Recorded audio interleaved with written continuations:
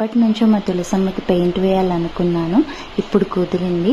So yellow colour వార్నిష్ని అయితే మొత్తం ఇలాగా వేసుకుంటున్నాను. ఒక 2-3 కోటింగ్స్ వేసుకుంటే మన ఎల్లో కలర్ అనేది చాలా బాగా కనిపిస్తుంది. ఒక కోటింగ్ అయిన వెంటనే అది ఆరాక నెక్స్ట్ కోటింగ్ వేసుకోవాలి, అప్పుడే మనకి నీట్గా ఉంటుంది.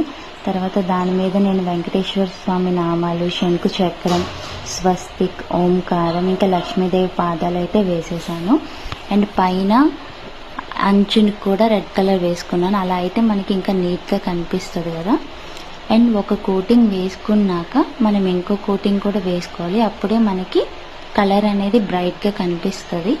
అండ్ మనం వేసుకునేటప్పుడు చాక్ పీస్తో మార్క్ చేసుకోవాలి, అప్పుడు మనకి ఈజీగా ఉంటుంది అండ్ షేప్ అనేది కరెక్ట్గా వస్తుంది.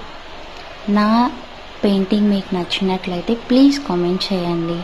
కామెంట్ చేయడం మర్చిపోతే please like, share, follow for more videos. ఎలా ఉందో కామెంట్ చేయడం మాత్రం మర్చిపోవద్దు.